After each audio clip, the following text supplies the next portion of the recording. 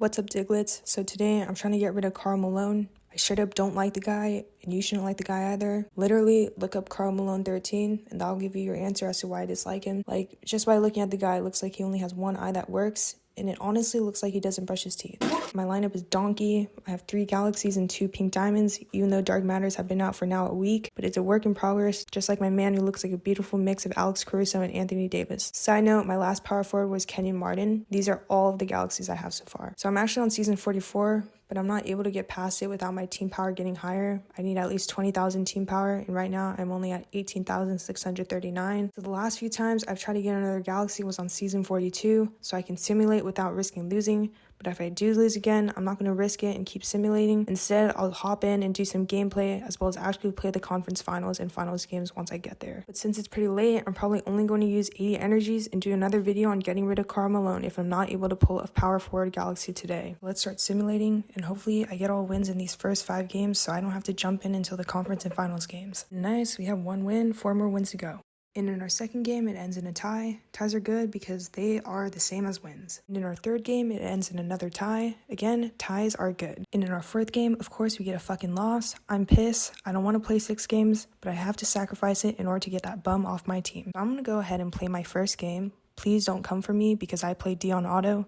And I'm sorry you're going to watch me attempt 3s for most of the game, but hopefully there's some good highlights that do not include Karl Lester Malone. Of course, right out the gate, it shows Karl should be in jail Malone. We win the tip-off in 10 seconds into the game. Aiden shows his girth in the paint against K-Love. Get out of the fucking way. Mikal Bridges comes off the screen and shoots a brick. I miss a shot on the other end, and Klay Thompson runs the floor trying not to get injured again, and eventually gets blocked. Get that shit out of here. Chris Paul walks into a 3, and I don't know who got the assist there, but I refuse to give it to the jail man. Chris Paul hits another 3 while Aiden hangs for a layup. Honestly, a pretty boring game. They kept trying to give it to K-Love in the paint, but Aiden wasn't having any of it. At half, the score is 0-10 us. Second half started sloppy, but that's okay because I got to see Zach LaVine's juicy donkey. I shot a lot of 3s, and one of the Morris twins turned into Steph Curry. Dudes on the bench are elated, but even after all that bullshit, we still came out with the dub, with the final score being 7-16. Now jumping into the 6th game, I'm going to use my large energy boost, and we're off to play the Lakers. Chauncey Billups is either stretching or preparing to take a massive shit. We win the tip-off, and we get straight into it with 3 by CP3. I call for a screen and perfectly deliver it to Ayton for the fat dunk. Aiden needs to stop shit-talking Kareem and needs to do that to Karl instead, which I think he actually did. Klay shoots back-to-back 3s, reminding us he still looks like Squidward's house. And again, CP3 makes a 3 at the other end, and nearing the end of the half, Stoudemire lays it in, and with 2.6 seconds, I managed to Hail Mary it to CP3 for the easy dunk, and eventually the half comes to an end. Before they leave to the locker rooms, because of his dirty tendencies, CP3 actually leaves some of his dookie on Klay, and the cameras catch Klay sniffing his fingers. Just so you know, I can only lose 1 game, which I already did, or else I won't be awarded anything, and I'll have to start all over, which is what I don't want to do, because it's really late and I don't want to use another energy. So jumping into the second half of these 6 games, Karl Malone gets a steal. I guess stealing is another one of his tendencies. Zach LaVine walks into a 3. Klay politely cheers on his team while wiping some of CP3's dookie residue on Draymond. Amari hits a jump shot from the elbow. Karl seems to be frustrated about his crimes. CP3 walks into a 3. While Klay continues to remind us he still looks like Squidward's house. Karl gets a turnover, of course he does, but Kawhi and Aiden save his ass by blocking Harrison Barnes and Kareem. The crowd goes ballistic.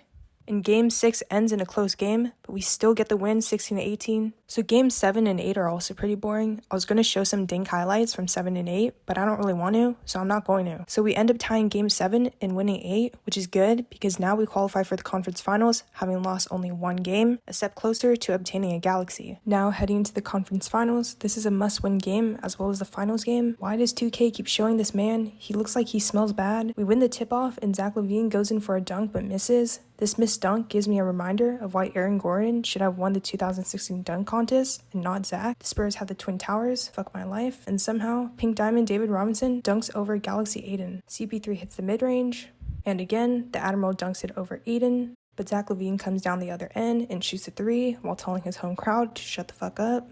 Scotty misses the layup, but Duncan is able to rebound and dunk it home. I tried to chuck it down court to CP3, but Karl's vision is donkey. Shit's not looking good. Karl starts jumping up and down, and I think he needs to take a piss. But with 3 seconds left, the Spurs have the ball, and Zach LaVine manages to score a 3 before the half, bringing them up by 4, which is not looking good. The Spurs start the second half with the ball, and Duncan is able to make a tough layup. Now we're down 6, and I start panicking, so I just start chucking up 3s. But on the other end, Kawhi gets a steal, resulting in a made 3 by CP3. But Spurs come back with a basket of their own. LaMarcus and Patty are still on the Spurs. I come down and make another 3, giving me some hope. Zach attempts a 3, and Karl Malone isn't able to secure the rebound, resulting in an easy 2 for Duncan. I'm desperate and end up missing a 3, down 4 with only 26 seconds left. I end up fouling Holiday and have to foul him again, not really knowing whether or not he has a good free throw percentage. But of course he knocks both free throws down, and the game is not looking good for us as we're still down 6 with 20 seconds to go. I try my shot making 2 threes to possibly tie it up, but CP3 misses. I exit the game. I don't want to be here anymore, but as a consequence of my parents' actions, I must persist.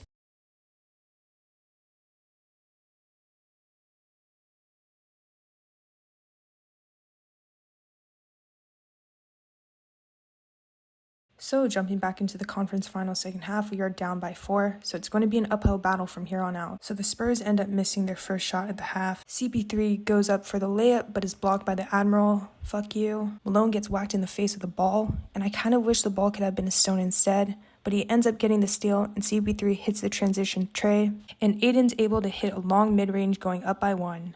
Holiday bricks a 3, and I end up dribbling the ball out to secure our conference finals win by bypassing all that bullshit we went through earlier. We end up winning by keeping the Spurs scoreless in the second half. And now on to the finals.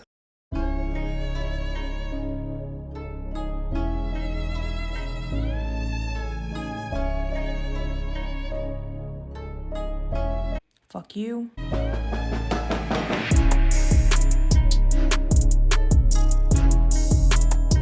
We win the tip-off. I attempted 3 with CP3 and miss. Hopefully he doesn't have the same performance he had in Game 7 versus Daddy Luka. Halliburton is able to feed it to O'Neal for the easy deuce. I get CP3 to hit a mid-range, and we're tied 2-2. Jalen Rose misses the mid-range. At the other end, Zach LaVine somehow misses a wide-open layup. You are absolute trash. And I managed to get CP3 going with an ankle-breaking tray. Somehow, Halliburton manages to get this tough mid-range to go, and the half ends with us up by 1. Beginning of the second half, Pacers' Zach LaVine attempts the most awful shot I have ever seen. CP3 is able to cash a 3 at the other end, with a blonde Jordan Poole celebrating. However, Pacers' Zach LaVine gets going and matches my 3, but CP3 comes the other way with a 3 of his own and a lucky bounce. Again, Pacers' Zach LaVine turns into Michael Jordan, but my Zach LaVine says, "Gotcha, bitch," and spits a 3 right in his face. I can smell the victory, and as the Pacers miss another shot, down 5, I'm able to capitalize with Zach LaVine, finally securing the dub, 16-9. Now here's the moment of truth. So with this game, once you win an entire season, you're awarded either a key, a Galaxy ring, or a Galaxy player. I've played the same season 12 times in hopes to pull a Galaxy player, but I've been unlucky during all 12 times, and I've pulled only rings. But I want a Galaxy player now to replace Karl Malone. So let's get it.